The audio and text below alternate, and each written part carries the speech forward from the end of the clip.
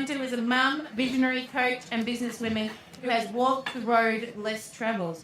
As a trauma survivor, she undertook an extraordinary journey of self-healing and self-mastery. What she discovered along the way was her innate ability to turn her pain into her superpower. As CEO of She Leadership, Jenny has combined key leadership principles and spiritual practices to coach women on the inner game of leadership, the stuff that goes on between the ears.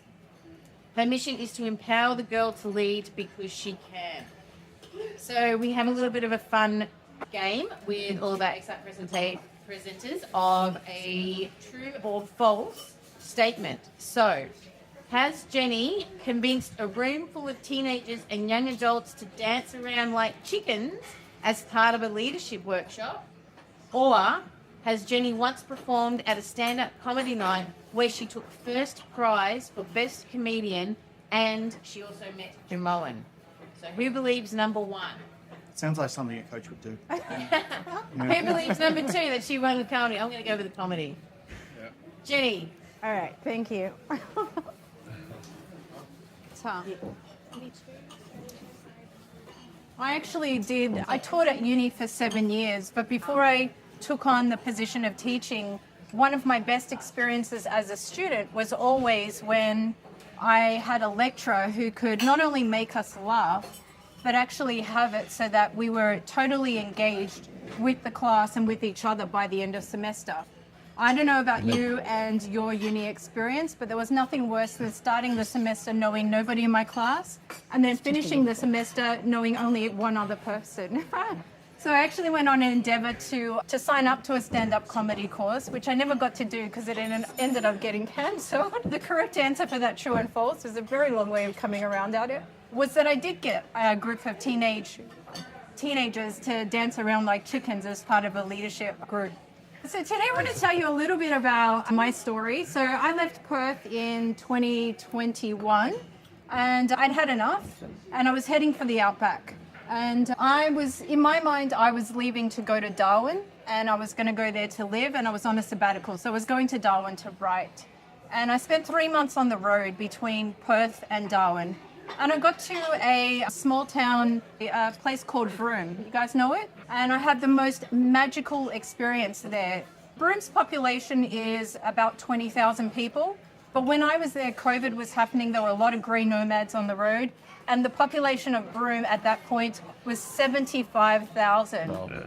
They had so many caravans and nowhere to put people that they just used spare parking lots and things like that. Incredible vibe. If you ever get to go to Broome, I highly recommend it.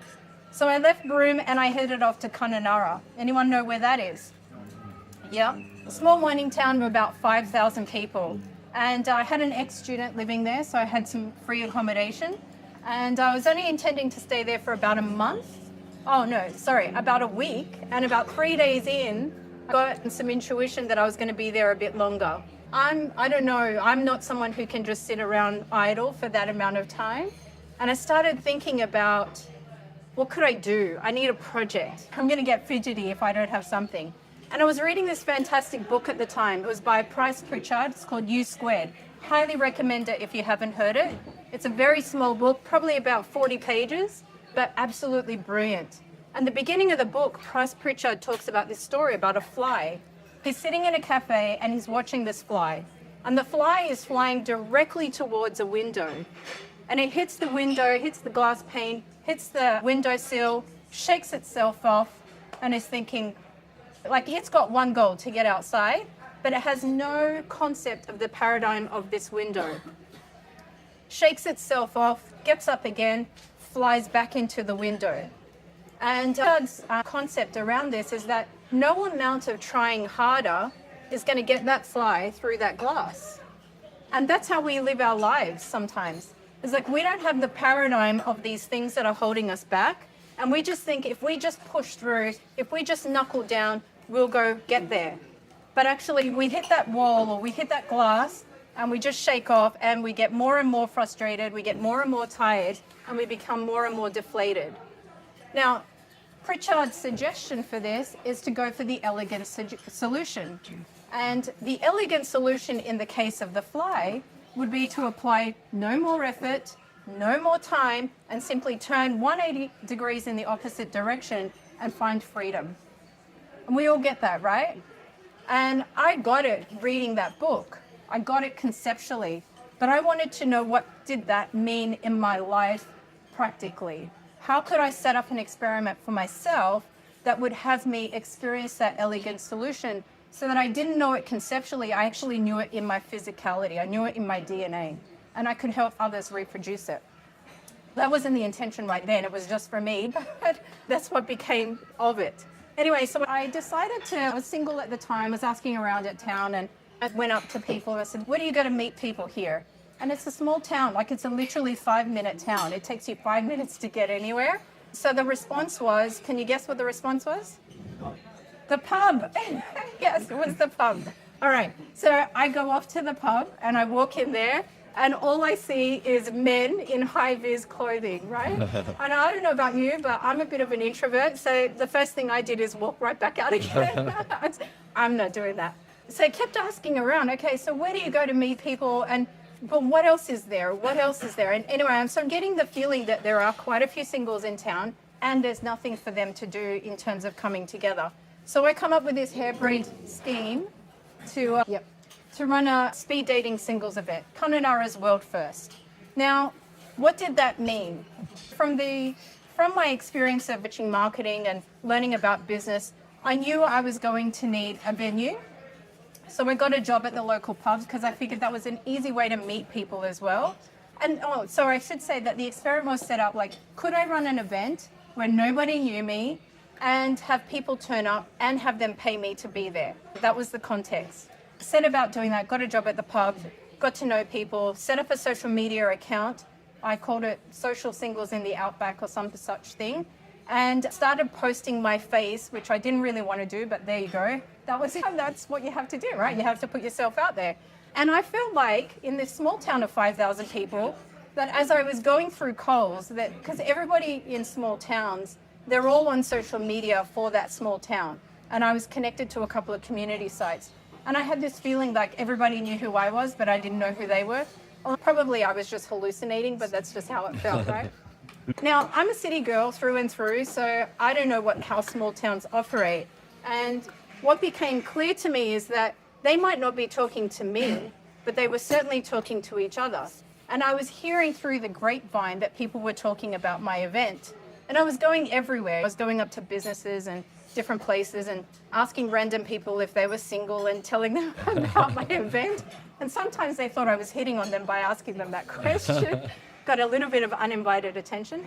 Anyway, it came down to the event. Now you have to know that I am quite a shy person. It took quite a lot for me to get out of my comfort zone doing this. And it became a bit of the talk of the town. So I set up my event. I had little tables for them. I had food that had been put on. I had given them a drink voucher as part of their ticket. And I got a job at the local Sporties, which was a pub, but it was also a place where people came to play cricket, basketball, that kind of thing. And that night, I had never seen Sporties that busy before, except for Friday, Saturday, when it was the party place. And everybody in town was coming around and having a sticky beak to see, oh, who's single over there and who's turned up to my event. It was quite an interesting experience, I guess. Now, there's one story that came out of this whole experience that I find is just amazing. We had two people in the town who knew each other. They'd been in the town for 20 years. The lady worked at the school and the guy's son or child went to that school. And that's the only level of conversation that they had. But they both turned up at this singles event and they actually had a conversation human to human about things outside of school and got to know one another. And for me, that was phenomenal considering it was such a small town and they'd known each other for that long. So that was a real big win. But here's what I got. Here's the lesson I got from all of that, is that it was the elegant solution. Like, I got an idea and I just followed the thread of that idea for the next step and the next step and the next step. Did I know how everything was going to turn out? No, I didn't. And that's often like the position that we find ourselves in business. Like sometimes something will drop in. You'll get an idea about something and you just miss it. It's so easy to just throw those ideas out because we come up with excuses or reasons why we can't. And what I learned that day was my equivalent of that glass pane window, like the fly, was the limit of where my potential was. And every time I butted up against it, I had a choice. I had a choice to go into what I didn't know and expand my influence and expand my potential, or I had the choice to retreat. And I got in that moment how many times I had walked away from my potential. I got how many times I'd walked away from experiencing something magnificent. I mentioned before I have a daughter, she's now 23 years old. And when she's hit 18, I realized, okay, I've got a new lease on life here. It's my do-over phase. And I want to get to know what this Jenny Moutou is capable of. Because I'm pretty clear that I have no idea what my potential is. And that journey and that experience started that whole process for me. And that's what I teach people now, is really understanding physically how that feels in the body and taking it out of the head so that they're actually physically relating to how that feels. Can I just ask, how many of you know when you're hitting up against the edge of your potential? Do you know when that's happening? Do you feel it? Yeah? And then what's the process for you? Do you feel when you're holding back? Or do you feel when you're pushing through? Because usually those feelings, they're the feedback.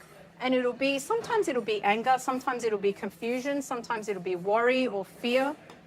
That's a good indication. Often we don't relate to it like it's a good feeling, and we use that sometimes to keep us where we are. But I say, find the elegant solution. Be the fly and turn 180 degrees. And so that was my little experiment. A raving success as far as I'm concerned. We had 11 people show up, and it was just such a fabulous experience to be able to be of service, which is not what I expected in that particular experiment. Anyway, that's me. Thank you very much. Any questions? No? All right, excellent. Thank you. Thanks, Jenny, and thanks for stepping in at the 11th hour for that meet for the presentation. That's a great example of how you can build just your skill set in